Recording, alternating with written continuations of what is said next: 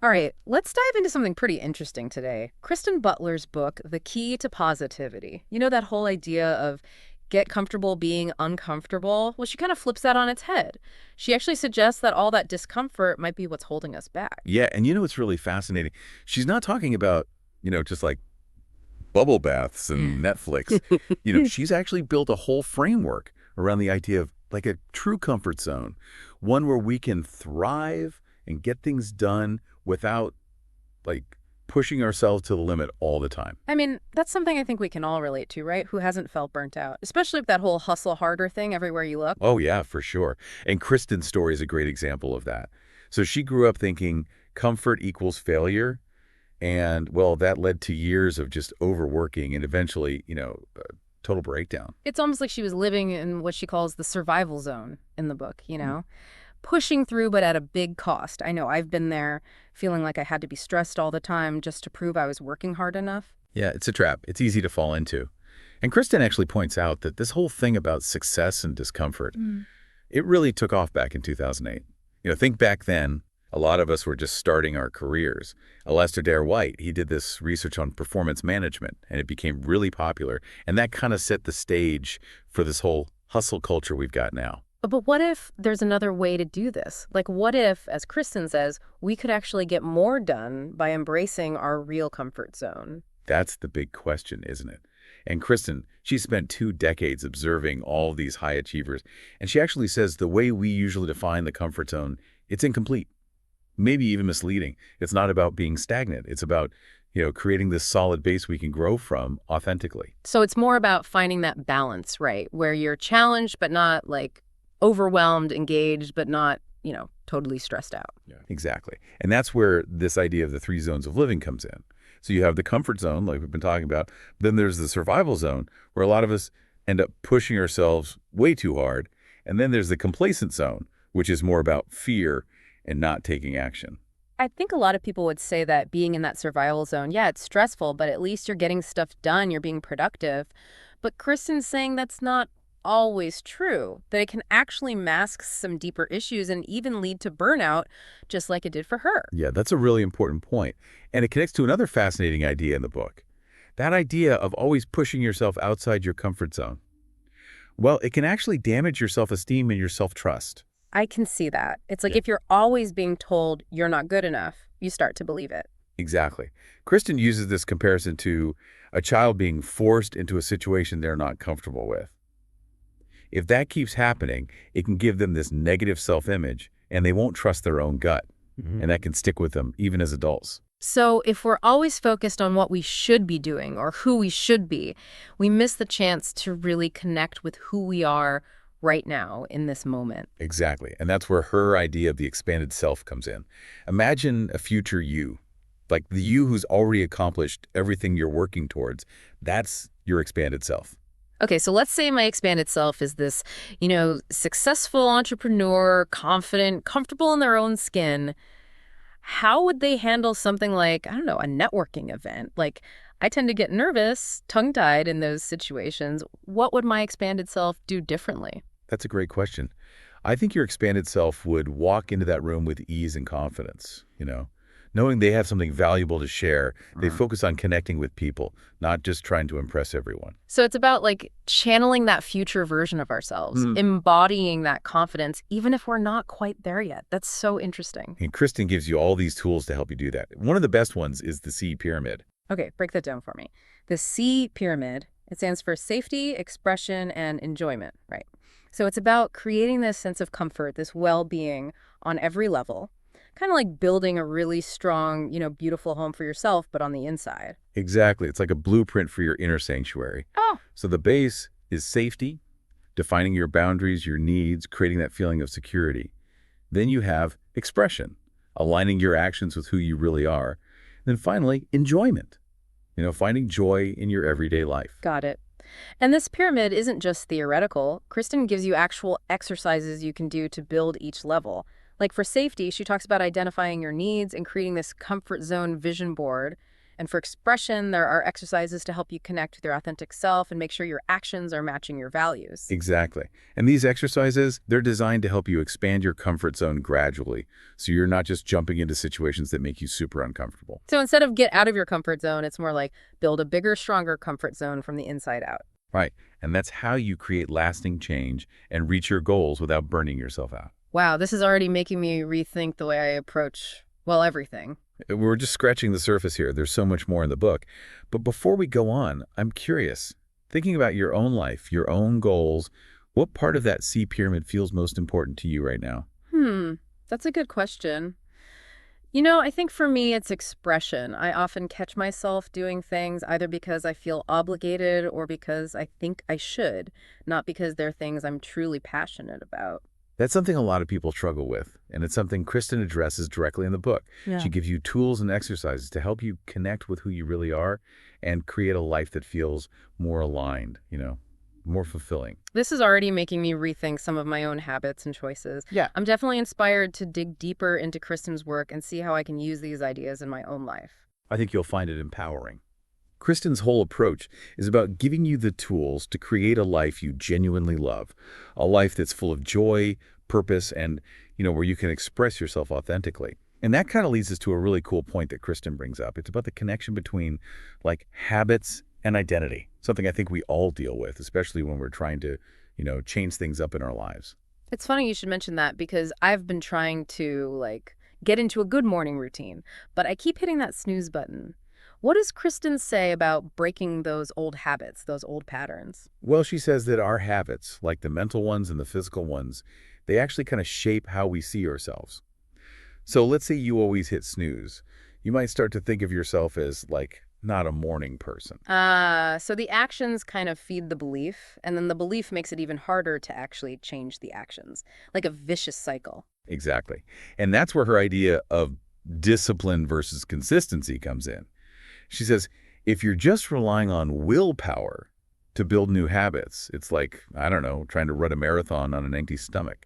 You might have some energy at the beginning, but you're going to crash eventually. Oh, yeah, I've totally been there. That willpower just fades away. So what's the alternative? Well, Kristen says when your habits come from your identity, when they match who you really believe you are, that's when being consistent gets so much easier. It's not about forcing yourself anymore. It's about acting in a way that's true to who you are. Okay, I see where you're going with this. So instead of me trying to make myself into this morning person, I need to figure out why that habit is important to my expanded self. Like that future me who's already got this awesome morning routine down pat. Exactly. Think about it. Would my expanded self be hitting snooze? Hmm. Or would they be up early, feeling good, ready to take on the day? Yeah, my expanded self would totally be up and ready to go. So how do I bridge that gap, How do I go from where I am now to that ideal version? Well, Kristen has this great exercise where you look at your habits, both the ones you have now and the ones you want, and you view them through the lens of your expanded self. So ask yourself, does this habit help me become who I want to be? And if not, well, maybe it's time to rethink it, maybe even ditch it altogether. I love that. It's like giving yourself permission to let go of the things that aren't serving you anymore and embracing the things that actually match your vision for the future. And she doesn't stop there. Kristen also talks about how important our environment is for supporting our habits.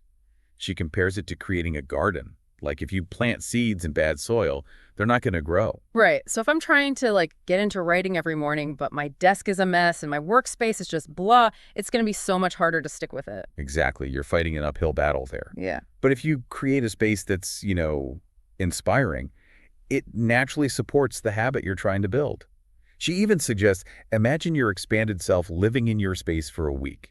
What would they change? That's such a cool and useful idea. I'm already thinking about how I can rearrange things and, I don't know, add some cool stuff to my workspace.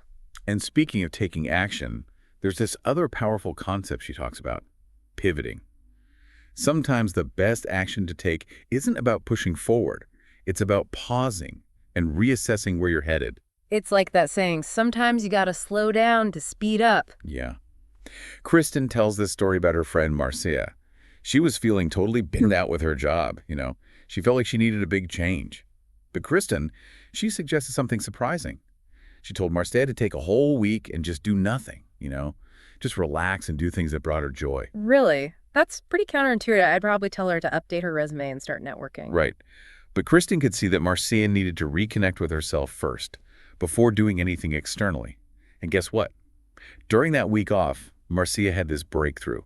She realized she wanted to start her own business, something she'd always dreamed of, but, been too scared to actually go for. Wow, that's amazing.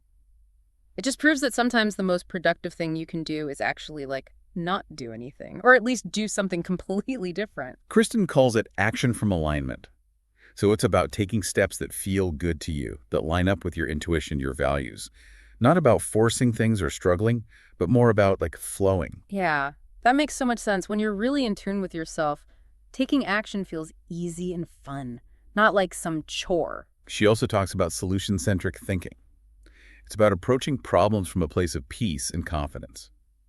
She suggests asking yourself, what would I think if I felt safe right now? Ooh, that's good. It really helps you shift your perspective and see new possibilities. And one thing Kristen really emphasizes for finding that inner peace and clarity, meditation. I know, some people might think it's too, out there or takes too much time. I used to think that way too. But Kristen makes it really easy. She says it doesn't have to be this big, complicated thing like sitting on a mountain for hours. Exactly. It could just be focusing on your breath for a few minutes, listening to some calming music, or even just paying attention to what you're feeling in your body. Even just a few minutes a day can make a huge difference, right? You feel less stressed, more connected to your inner voice. I've actually started meditating a little bit each day, and it's crazy how much calmer and more focused I feel. And that calm and focus can really help you deal with life's ups and downs, especially when it comes to relationships. Kristen makes this interesting point that the quality of our relationships is directly linked to how comfortable we are with ourselves. Well, that makes sense. So if we're always looking for validation from other people or trying to control them, it's probably because we're insecure ourselves. Exactly. But when we embrace our own comfort zones, when we love and accept ourselves, our relationships totally change. We attract people who match our values and who actually want us to grow. I've definitely noticed that myself. As I've become more comfortable with who I am, I've attracted more supportive, loving people into my life. Kristen also reminds us that as we change, some relationships might naturally fade away and others will get even stronger. It's all part of the journey. And it's important to handle those changes with compassion, not about blaming anyone. It's about understanding that our connections evolve just like we do. She gives some really good advice on setting healthy boundaries and communicating what we need. It's about figuring out which relationships give us energy and which ones drain us. As we wrap up this part of our deep dive, I think it's important to remember that Kristen's approach isn't about reaching this perfect state of comfort where nothing ever bothers us. It's more about building this solid base where we can handle all of life's ups and downs with more grace, more resilience, and more joy. It's about realizing that this whole comfort zone journey, it's a process, not a destination. It's about always growing, expanding, and coming back to yourself. It's funny, as we've been talking about all this, I've been thinking about how different this is from that whole no pain, no gain idea that's everywhere. You have to suffer to succeed. It's really refreshing to hear someone say, you can reach your goals, you can have a good life without pushing yourself until you're totally exhausted. Yeah, it is kind of a radical shift, isn't it? Yeah. And I think it's really important for our listeners, the learners, who are always learning new things, trying to get better. Kristen's book shows them how to do that without sacrificing their well-being along the way. For sure. It's like she's giving us permission to slow down a little bit, to listen to that inner voice and create our own definition of success. And for me, someone who always gets caught up in the hustle, that's a really powerful message. Yeah, and what she emphasizes is that real growth, the kind that lasts, that happens when you feel safe, grounded, and aligned with who you really are.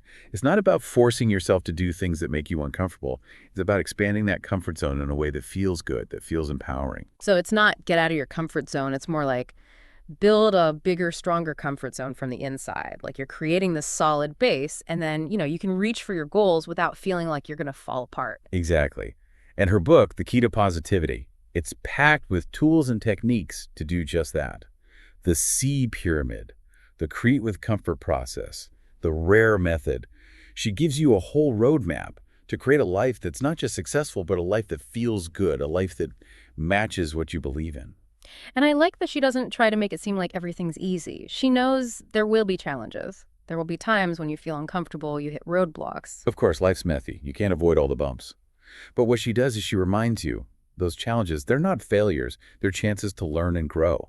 And she gives you the tools you need to handle those tough times with strength and, being kind to yourself. It's like realizing you don't have to be perfect to succeed. Actually, a lot of times embracing those imperfections, that's what helps us connect with others in a real meaningful way. And that brings us to one of the most important things she talks about, that idea that our relationships are a mirror of what's going on inside us.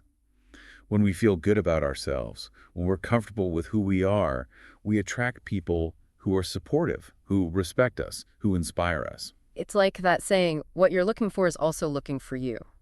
When you love and accept yourself, you give off a different vibe. And that vibe brings in different kinds of people and experiences. Kristen talks about this too, the difference between what she calls luminary relationships and gloominary relationships. So, luminary relationships, those are the ones that light you up, that make you feel seen and supported. Gloominary relationships, well, they tend to bring you down.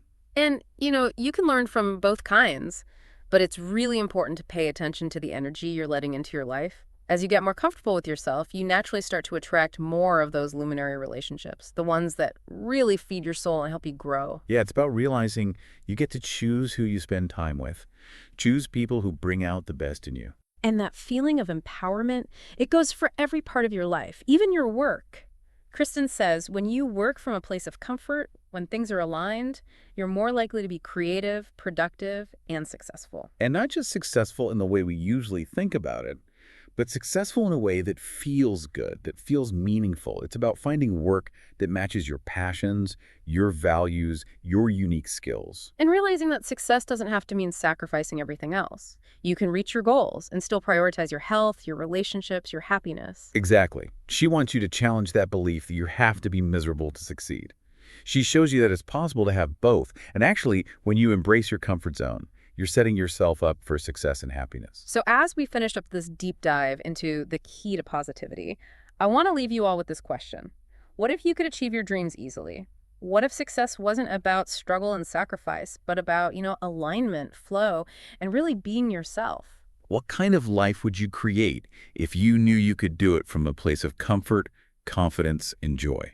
That's what Kristen's book is all about. It's an invitation to ask yourself those questions, to imagine the possibility of a life that truly reflects who you are and what you're meant to do.